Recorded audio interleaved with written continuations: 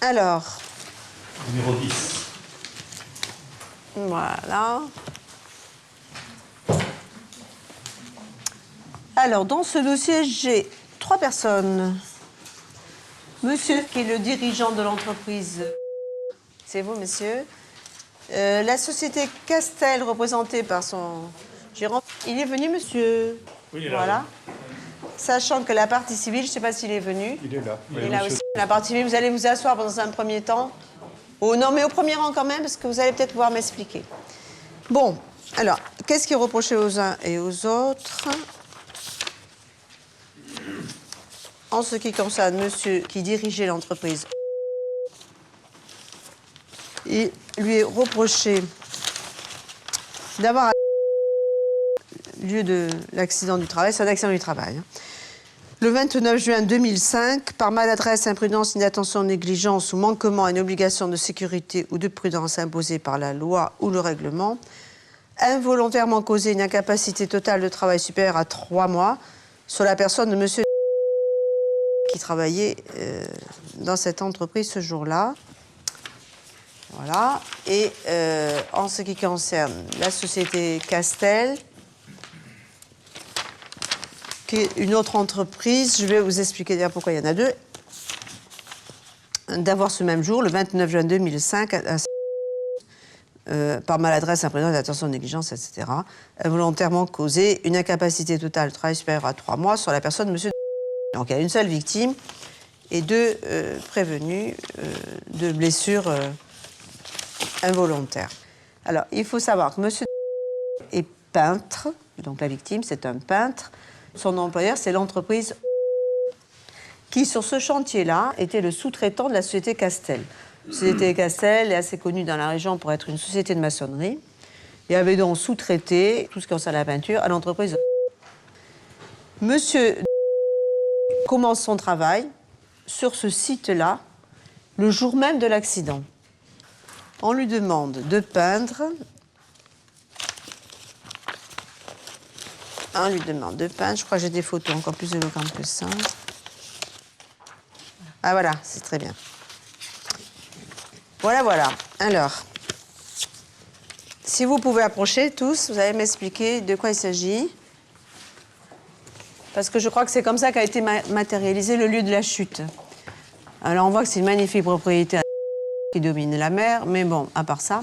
Alors, donc la société Castel avait en charge tout le lot. Enfin, c'est vous qui avez construit la maison. C'est vous, hein? C'est vous qui avez construit la maison. Vous, c'est... Voilà. Vous aviez la peinture, interne, externe, intérieur, extérieur. Au moment de l'accident, vous, monsieur, on vous avait demandé de repeindre, comment vous appelez ça, la pergola. La pergola. Pergola. Vous étiez à cet endroit-là, quand vous êtes tombé. À cet endroit-là, et uniquement à cet endroit-là, si j'ai bien compris, les poutrelles n'étaient pas scellées. Mais vous c'est-à-dire que moi, je le... Bon, vous ne le savez pas, mais c'est bien ce que je crois. Hein. Donc, c'est alors que vous êtes donc, à cet emplacement, c'est-à-dire au-dessus de la pergola. Avec des planches. Avec des planches qui sont posées. Vous pensez que c'est solide parce que vous ne savez pas que ce n'est pas scellé. Et en fait, dès lors que ce n'est pas scellé, vous chutez de 2,50 m. Oui, environ. Voilà. Et vous perdez connaissance. Donc, je n'ai aucun souvenir après l'accident, ni de mon hospitalisation en neurochirurgie. Voilà, parce que je pense que vous êtes touché à la colonne vertébrale, en haut. Dans le dos. D'accord. Avec le risque d'ailleurs d'être invalide toute votre vie. Voilà, puisque la moelle épinière avait été touchée. La moelle épinière a été touchée. Voilà. Bon. Si vous voulez, ce qui s'est passé, c'est que le chantier n'était pas tel qu'il est comme ça. Donc, si vous voulez, il y avait... malheureusement, il est tombé sur une tranche en béton, parce qu'il y a un passage. Oui, bien sûr, c'est pas si propre. Et le reste, il y avait de la terre. Si vous voulez, il y avait un petit peu de matériel ici, et la terre était plus basse, et malheureusement, il est tombé juste sur... Alors, il y a 2 problèmes techniques. Le premier problème technique, ça concerne l'entreprise. Le premier problème donc, consiste à dire, mais pourquoi lui a-t-on donné l'ordre à ce peintre, pour repeindre cette pergola, de le faire depuis le haut, alors qu'il aurait pu mettre des échelles en bas? Ça aurait été plus confortable pour lui, en termes de sécurité. En urgence, sur le chantier, le chef d'équipe m'a indiqué la façon dont je devais effectuer le travail.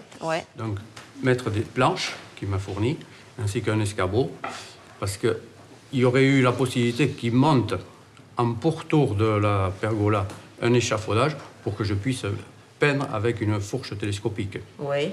Mais pris sans doute peut-être par le temps. Oui, c'est une décision d'urgence parce que c'est ce jour-là que le propriétaire venait et voilà. Donc c'était pas programmé depuis quelque temps. Et j'ai cru comprendre aussi que si vous l'aviez fait depuis en bas, vous auriez peut-être pu poser une échelle ou un échafaudage, je sais pas comment on appelle ça. Je ne pouvais pas. Mais le sol était en plus pas fini, donc pas très plat peut-être. C'est-à-dire qu'il y a des différents dénivelés, Voilà. mais qu'on rattrape avec un échafaudage malgré tout fixe. C'est long à monter un échafaudage comme ça. Oui. Je pense que... Vous ne pouvez pas le faire comme ça dans les 5 minutes, quoi. Ah non, non, du tout. Bon, mes collègues ont compris, parce qu'il faut déjà partir de la compréhension des faits. Hein. D'accord, donc merci, vous pouvez reculer. Alors, donc vous avez maintenant compris comment s'est passé l'accident. L'inspecteur du travail a dressé un procès-verbal faisant donc entendre que la loi sur les travaux en hauteur n'avait pas été respectée. Donc, voici ce qu'écrit l'inspecteur du travail. Alors, l'employeur était tenu de mettre en œuvre les mesures de sécurité prescrites par la loi. En ne respectant pas ces prescriptions, il a violé de façon délibérée une obligation de prudence et de sécurité. Ça, c'est un procès-verbal, c'est important, qui a été dressé par l'inspecteur du travail à l'encontre de monsieur dirigeant de l'entreprise. Alors vous allez me dire, pourquoi il y a aussi la société Castel renvoyée devant le tribunal. Alors, la société Castel, elle a donc le marché. Tout le monde l'a compris, la société Castel a ce marché. Et l'architecte avait décidé, en accord avec la société Castel, que justement, il n'y aurait pas le scellement de ces petites, je ne sais plus comment vous appelez ça, traverses, quoi. La question s'est posée dans le dossier de savoir si la société Castel avait répercuté ce danger au niveau des autres entreprises qui étaient censées travailler sur le site, et notamment le peintre. Donc voilà les deux problèmes de droit sur lesquels dont est saisi le tribunal, qui permettra d'essayer de savoir quelles sont les responsabilités de cet accident, sachant que, non seulement bien sûr il y a des conséquences gravissimes pour la victime, mais que chacun se dit innocent dans ce dossier. Alors, voilà. Alors, je vais vous demander de revenir pour être sûr que j'ai bien compris déjà et rappeler votre position. Alors, la position de monsieur d'abord, qui est donc l'employeur direct de la victime. Bon, d'abord, vous avez parfaitement compris, mais je voudrais quand même rectifier une petite chose par rapport à l'urgence. Oui. Bon, l'urgence, nous ne sommes pas le SAMU. C'était pour faire plaisir aux clients qui allaient arriver qu'on allait faire ce travail. Bon, au niveau de la sécurité, nous avons toujours donné des responsabilités aux responsables de chantier, et c'est eux, malgré qu'il n'y ait pas d'écrit, c'est eux qui prévoient tout ce qu'ils ont besoin. Il y a tout à l'atelier. Ils le prennent quand ils veulent. On leur porte quand ils veulent. Hein, c'est une négligence de ne pas avoir pris le matériel. Bon, mais de l'autre côté, c'est vrai que quand on voit la petite structure et les petits dangers que ça représentait, malgré ce que dit l'inspecteur du travail, ça n'a rien à voir avec un immeuble de 10 étages. Personne n'a pensé qu'il pourrait y avoir un problème. Bon, oui, parce que quand vous dites petit danger, je n'ai pas l'impression que la victime ait envie de dire ça. Ça représentait un petit danger, je ne parle pas du résultat. Disons que la hauteur est faible, 2,50 m. Parce que je sais que c'est très malheureux et pour lui, bon, et même pour l'entreprise, puisqu'on comptait beaucoup sur lui. Hein, bon, mais ça, c'est autre chose. Bon. Alors, donc, tout ça pour vous dire que sur les chantiers, nous n'y sommes pas tous les jours, mais nous avons chaque fois un responsable de chantier avec des compagnons autour de lui.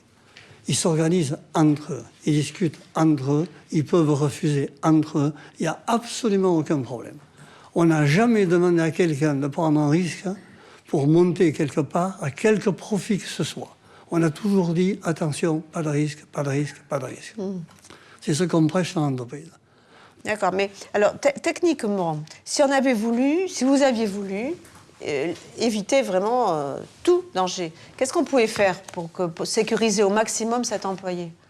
À mon avis, bon, tel que c'est là, pas grand-chose, parce que les stop-chutes et tout ce qui est dans ce genre-là, on n'est pas assez haut. Harnais de sécurité, tout ça? On n'est pas assez haut. Parce que l'harnais de sécurité, il est attaché à ses pieds. Il y a la longueur de la longe, il y a la dimension du monsieur, et à la hauteur, il a touché terre avant que l'harnais fonctionnait. D'accord. Alors, autre question, vous maintenez que vous ne saviez pas que les poutrelles n'étaient pas scellées? Non, on n'est pas des kamikazes, non. Mais le jour où on vous dit, voilà, il y a le feu, le client arrive, il faut peindre cette pergola, elle sera quand même plus jolie, etc. Vous rencontrez qui? Qui c'est qui vous dit ça? Alors ça, on ne se souvient pas d'où est arrivé l'ordre. Enfin, c'est quelque chose qui est certaine, c'est que dans des chantiers de cette dimension-là et de cette qualité-là, même les ouvriers, tous, on essaie de faire plaisir au client. Et le moindre désir du client, il est exécuté. Non, mais ma question me semblait assez importante, parce que si vous dites, ben oui, l'ordre m'a été donné par l'architecte, j'imagine que dans ces cas-là, on en discute entre, Madame, je suis incapable entre professionnels. Et on essaie, bon, voyons, ta pergola, elle est comment? Est-ce qu'il y a un risque, pas un risque? On en discute en tant que professionnel.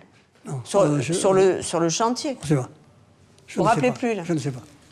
Monsieur, vous vous souvenez vous êtes entretenu de ce problème de peinture avec quelqu'un en particulier? Si vous voulez, bon, donc nous, on était entreprise générale, il y avait un architecte, bon, et c'était un architecte qui venait 3 jours toutes les 2 semaines, sur place. Ouais. Donc l'architecte était vraiment très présent dans le chantier. Ouais. Il avait le contact avec les intervenants sur place.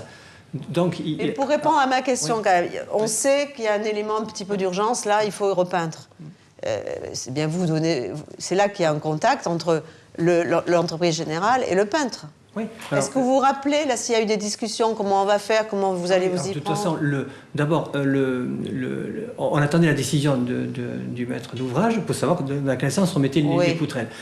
On n'avait pas l'obligation de peindre la pergola. Qui a pris l'initiative? Si vous voulez, je pense que c'est l'entreprise qui a pris pour faire bien, pour bien présenter. C'est pas vous qui avez dit à l'entreprise qu'il fallait peindre? Donner un coup de blanc pour bien préparer le truc.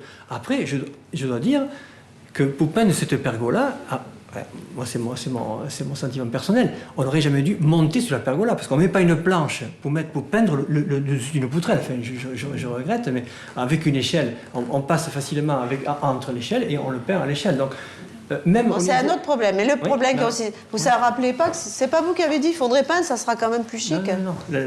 Sur les comptes rendus de chantier, vous avez des comptes rendus. En principe, la peinture, ça se fait toujours au dernier moment, c'est vrai. Mais là, ça n'a pas été le cas. Non, mais c'était juste un coup de propreté. C'était pour avoir. C'était pas une peinture définitive. D'accord, mais ça suppose que donc quelqu'un intervienne sur une pergola qui présente un danger. Le problème, il est là. Hein. Quelqu'un intervient sur une pergola qui présente un danger. Qui a donné l'ordre? De peindre la pergola? Ah, mais c'est pas Castel qui a demandé l'ordre. C'est pas Castel qui a demandé l'ordre. Alors, est-ce que vous maintenez que l'entreprise de peinture savait qu'il y avait un danger? Si, parce qu'enfin, on savait que ces poutrelles étaient pas scellées. On le savait. Vous le saviez, mais lui? Oui, mais puisque l'architecte le diffusait, il rencontrait tout le monde, l'architecte. Non, excusez-moi, mais là, il n'y a eu aucune diffusion. Voilà, sur ce point, vous êtes en contradiction l'un et l'autre. Hein. Là, c'est vraiment... Parce que, non, écoutez, franchement, si on l'avait su, vous croyez qu'on aurait fait ça? Mais c'est pas possible. Vous savez, on a toujours tendance à réécrire l'histoire après. Hein. Non, vous savez, bon, j'ai trop de présence et c'est mon premier accident. Et finir ma carrière comme ça me gêne quand même terriblement. Vous pensez bien que... Oh, jamais on l'aurait fait. Dans les comptes rendus de chantier, il y a les gens qui étaient présents. De toute façon, c'est pas écrit. Il n'y a pas d'écrit sur ce problème. Ah si. Non, il faut repeindre après. Ah oui, non. Le fait que ce soit pas scellé. Ah non. C'est pas écrit, là. Nulle part. Il n'y a pas d'écrit. Exact. Oui. Ça a été dit. Oui. D'où la difficulté. Voilà, d'abord la partie civile, donc. Oui, Madame le Président, Madame, Monsieur, j'assiste donc devant le tribunal correctionnel, Monsieur. Il demande au tribunal correctionnel de déclarer donc les prévenus coupables des faits qui leur sont reprochés, de recevoir sa constitution de partie civile, étant précisé que cette constitution de partie civile n'a pas pour objet de demander des dommages-intérêts, une réparation du préjudice qu'il a subi, qui est de la compétence du tribunal des affaires de sécurité sociale, d'ailleurs déjà saisi, et qui nous a entendus, qui a entendu M. qui a mis l'affaire en délibéré, le jugement n'étant pas encore rendu. Il sollicite simplement aujourd'hui la condamnation des prévenus à lui régler une indemnité de 2 000 € sur le fondement de l'article 475.1 du Code de procédure pénale. Alors, monsieur est effectivement victime d'un accident du travail qui n'aurait jamais dû se produire. Victime d'abord parce qu'effectivement, alors qu'il a été blessé le 29 juin dernier, alors qu'il avait à peine 50 ans, il n'a pas pu, à la suite de cet accident, reprendre une activité professionnelle. Cet accident a eu des conséquences particulièrement importantes pour lui. D'une part parce qu'il a perdu son emploi, il a été licencié pour inaptitude physique et d'ailleurs par la société elle-même, celui qui aujourd'hui comparaît devant votre juridiction comme prévenu est le signataire de la lettre de licenciement pour inaptitude physique alors que c'est au service de cette entreprise que monsieur a eu cet accident du travail. Et par ailleurs, cet accident ne se serait jamais produit. Et il n'aurait jamais dû se produire si, l'inspecteur du travail l'indique, si la société avait simplement respecté les dispositions du Code du travail. Et d'ailleurs, l'employeur l'a reconnu lorsqu'il a été effectivement interrogé par la gendarmerie sur commission rogatoire, puisqu'il dit lui-même que les travaux, ceux auxquels était effectivement affecté monsieur auraient dû effectivement être réalisés sur un échafaudage roulant. Il dit ça lorsqu'il est entendu donc le 13 janvier 2006 par les services de la gendarmerie. Et tant l'employeur qui n'a pas respecté les dispositions qui sont applicables que la société Castel, qui n'a évidemment pas fourni les informations qui étaient les informations qui devaient être effectivement fournies, sont responsables du préjudice qu'a effectivement subi monsieur. Et c'est injuste parce que, eh bien, monsieur ne méritait évidemment pas ce qui lui est effectivement arrivé ce jour-là. Étant précisé que lui n'a rien à se reprocher, ce qu'on lui a demandé, on le lui a demandé en urgence, et monsieur ne pouvait pas faire autrement que d'agir comme il l'a fait, avec l'accord de son chef d'équipe, et c'est un système qu'ils ont trouvé tous les deux, faute d'échafaudage, parce qu'il fallait faire vite, que la seule raison de ce travail qui était à ce moment-là demandé à monsieur c'était l'urgence, il fallait faire vite. La seule solution consistait à grimper sur la pergola, à y installer des planches et à peindre. Eh bien, c'est effectivement une manière tout à fait de fortune, mais c'est la manière qu'on a trouvée et c'était la seule qui pouvait être effectivement utilisée dans ces circonstances. Telles étaient donc les observations que j'avais à faire valoir dans l'intérêt de monsieur partie civile, en vous demandant donc simplement aujourd'hui de déclarer les prévenus coupables des faits qui leur sont reprochés et de solliciter simplement le paiement d'une indemnité de 2 000 € sur le fondement de l'article 475.1 du Code de procédure pénale. Merci beaucoup. Madame le procureur. Merci Madame le Président. Donc tout d'abord, je ne vais pas faire l'impasse sur les réquisitions écrites de non-lieu qui avaient été prises dans ce dossier. J'ai bien évidemment prévenu les conseils des différentes parties et c'est à la fois, à mon sens, l'intérêt de porter des regards croisés sur un dossier, mais aussi les limites de l'unité et de l'indivisibilité du parquet, que pour ma part, je considère sans doute aucun que les infractions reprochées et à monsieur en tant que personne physique et à l'entreprise Castel sont caractérisées et que tous deux doivent être condamnés pour les faits de blessures involontaires dans le cadre de l'accident du travail qui leur sont reprochés. Alors les deux fautes, la première de ces fautes, c'est l'information qui n'a pas été donnée à la victime, à monsieur, l'information comme quoi les poutrelles n'étaient pas scellées sur l'ensemble. Alors, dans l'idéal, ces poutres auraient dû être scellées. On ne fait pas peindre une pergola à quelqu'un quand les poutres ne sont pas scellées. Je ne suis pas une spécialiste du bâtiment, mais ça paraît être l'évidence. Et à minima, à minima, et c'est là la faute qui peut être reprochée, qui doit être reprochée, la personne qui doit monter sur la pergola pour peindre doit être informée afin d'être en mesure d'appréhender les risques qu'elle prend. Je ne vois pas comment on pourrait reprocher une faute d'imprudence à la victime, pour le coup, qui serait susceptible d'exonérer pour partie les responsabilités des prévenus, dans la mesure où on ne peut pas reprocher à monsieur d'avoir choisi de peindre par-dessus les poutres en prenant un risque qu'il ne savait pas prendre puisqu'il ignorait que les poutrelles n'étaient pas fixées sur l'ensemble. Ça, c'est la première considération. La deuxième considération, monsieur ne savait pas que les poutrelles n'étaient pas fixées. La question qui doit se poser, qui savait que les poutrelles n'étaient pas fixées, c'est-à-dire qui aurait dû en informer monsieur le seul dont il est démontré dans ce dossier, enfin la seule, parce que c'est la société qui est poursuivie, la seule dont il était montré dans le dossier qu'elle ait su que ces poutrelles n'étaient pas fixées, c'est l'entreprise Castel. Ça avait été décidé par l'architecte et l'entreprise Castel en avait été informée et il n'y a pas la preuve dans ce dossier que l'entreprise Castel ait fait ce qu'on attendait d'elle, dans son rôle de coordinateur de chantier, d'informer la société qui elle-même aurait pu, alors à ce moment-là, aurait même dû informer monsieur... Donc, à mon sens, concernant cette première faute, il m'apparaît indiscutable que la responsabilité de la société Castel est engagée, et tout aussi indiscutable pour des raisons de preuve, pour des raisons de droit, que monsieur ne peut pas, lui, être tenu responsable de cette faute-là d'imprudence, parce qu'il n'est tout simplement pas avéré dans le dossier que lui savait que les poutrelles, c'est probable, mais il n'est pas avéré dans le dossier que lui savait que les poutrelles n'étaient pas fixées.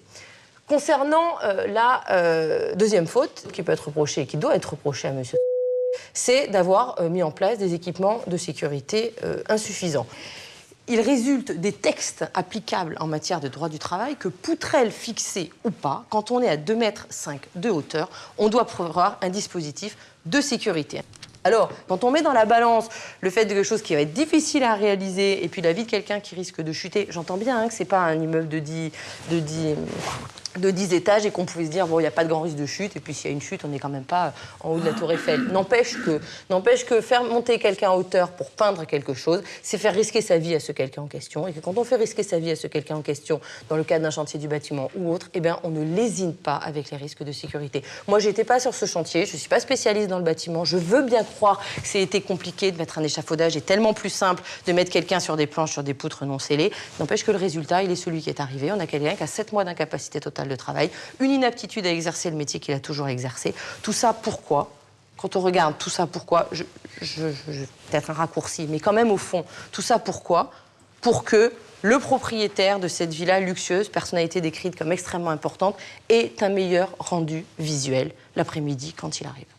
Voilà, je pense que la vision de monsieur écrasé en bas de la pergola, ça n'aurait pas été un rendu visuel du meilleur effet. Et c'est quand même ça qui est à prendre en considération. Ce sont ces intérêts-là qui sont à mettre dans la balance lorsque l'on fait prendre ce type de risque à qui que ce soit, en l'occurrence. Donc, au vu de l'ensemble de ces éléments, je suis persuadée, parce que là, je le dis sincèrement, c'est pas parce qu'il y a eu des réquisitions de non-lieu du parquet que je voudrais que ça vienne amoindrir la démonstration que j'ai essayé de faire. Je considère pour ma part qu'il n'y a aucun doute sur la caractérisation des infractions qui sont reprochées. Ils n'ont d'antécédent ni l'un ni l'autre sur leur casier judiciaire. Et eu égard à l'ensemble de ces éléments, je demande de condamner M. à la peine de 2 mois d'emprisonnement avec sursis et 8 000 € d'amende. Et pour ce qui est de la société Castel, 2 mois d'emprisonnement avec sursis, mais 50 000 € d'amende, s'agissant d'une personne morale qui, par définition, a plus de moyens. Merci. Dans quelle ordre vous voulez plaider ? Madame le Président, Madame, Monsieur, j'interviens pour Monsieur poursuivi dans cette affaire, effectivement, en sa qualité de dirigeante de la société, qui, pour sa part, n'est pas poursuivie dans cette affaire de manière assez curieuse, je dois l'avouer. Autre curiosité, l'affirmation de Madame le procureur, ferme et convaincue, de ce que la culpabilité de Monsieur ne fait aucun doute dans cette affaire, alors que pour autant, et quelques mois tout juste précédemment votre audience, on a lu de manière motivée, rigoureusement, le contraire de la part de la même institution. Alors, vous verrez, en vous penchant de plus près sur cette affaire, que même si on vous affirme que l'infraction est certaine, eh bien, contrairement à ce qu'on vous indique, ce n'est pas le cas, et ce n'est pas si évident, loin s'en faut. Alors, le chef de chantier savait parfaitement donc quelle était la tâche à effectuer. Il est justifié que toutes les mesures, les matériels de sécurité étaient mis à disposition et donc il avait parfaitement la possibilité de recourir à ces matériels.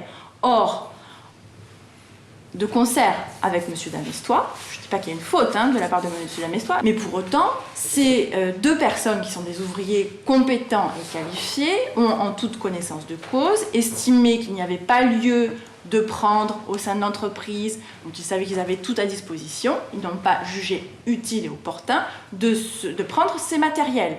Ils auraient pu prendre le temps qu'il fallait, éventuellement, s'ils l'avaient jugé opportun, pour monter un échafaudage. Mais ils ne l'ont pas jugé utile. Alors, il ne s'agit pas, encore une fois, de rechercher la faute des ouvriers, mais il n'y a pas de manquement de la part de la société de les avoir affectés à cette tâche dans les conditions qui sont celles qui ont été relatées, dans la mesure où, vous le verrez notamment pour monsieur... c'est pas un jeune débutant qui n'a aucune compétence. Il a plus de 30 ans d'expérience dans le secteur du bâtiment, de la peinture, quand il intervient sur ce chantier. Et vous verrez dans la convention collective, en ce qui concerne la catégorie de compagnons professionnels niveau 3, donc c'est la catégorie, le grade de monsieur qu'effectivement, il lui appartient d'apprécier le niveau de risque de l'ouvrage à effectuer. Il a une marge de manœuvre à ce titre, parce qu'il a la compétence pour juger du risque. Et ce que je vous dis, c'est qu'il a la compétence et il est justifié qu'il avait le matériel. Et il n'est absolument pas justifié, c'est pas établi, ce sont des supputations qui ne permettent pas ce revirement de position de la part du parquet. Il n'est pas établi que monsieur ait imposé à monsieur de méconnaître les règles élémentaires de sécurité pour aller faire de l'équilibrisme sur cette pergola. En aucun cas. Dernier point, et j'en finis. Moi, je vous demande de faire une application stricte de la loi, et vous verrez toutes les jurisprudences que je cite à mon dossier, et qui vous permettront, de manière certaine, et comme le parquet l'avait requis en premier lieu, de prononcer une relaxe pure et simple. Merci, maître. Oui, je me présente donc dans l'intérêt de la société Castel.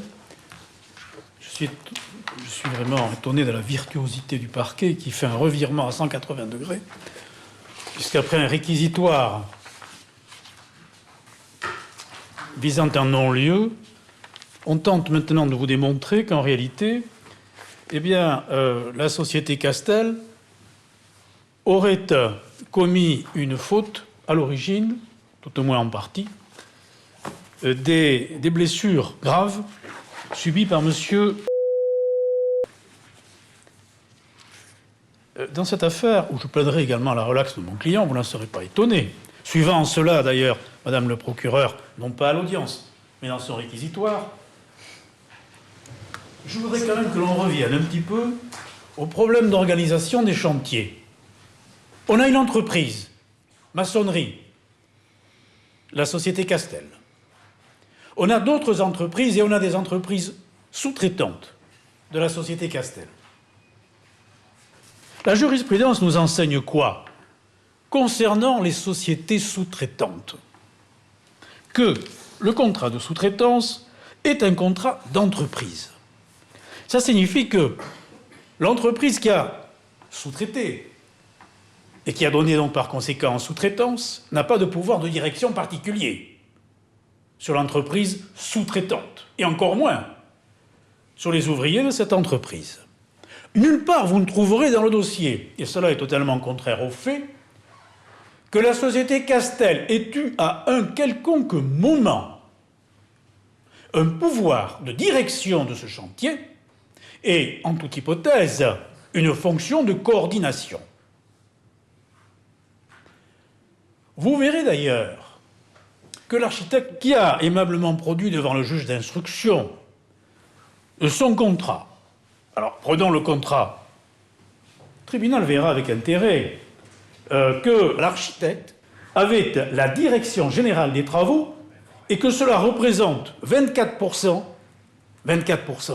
de son activité sur le chantier. Vous pourrez me dire, mais attendez, l'architecte, il ne venait pas là tout le temps? Peut-être, mais regardez, quelque chose d'intéressant. Vous constaterez que le jour de l'accident, l'architecte était sur le chantier. Voilà ce qu'il dit. Le jour du 29 juin 2005, j'étais présent sur le chantier et je me trouvais dans la baraque de chantier, dans la propriété, quand j'ai entendu du remue-ménage, etc. Castel n'était pas là. Hein. Or, qui a ordonné, qui a donné l'ordre de ne pas sceller ces 3 ou 4 poutrelles? C'était combien? 3 ou 4? Bon, 4 poutrelles. C'est l'architecte. Comment peut-on venir dire aujourd'hui que le maçon aurait dû répercuter cet ordre sur le peintre qui était en train de peindre ou qui allait peindre? Ça appartenait évidemment à l'architecte. Je ne comprends toujours pas pourquoi l'architecte n'est pas ici aujourd'hui à la place de Castel. Par conséquent, dans cette affaire-là, vous n'avez aucun élément, vous n'avez rien dans le dossier qui permette de retenir les chefs d'inculpation qui sont soutenus par Madame le procureur à l'encontre de la société Castel, et c'est donc fermement que je sollicite la relaxe. Merci, Maître Berset. L'affaire est mise en délibéré. Pareillement pour vous. Le jugement sera rendu le 18 janvier à 14h.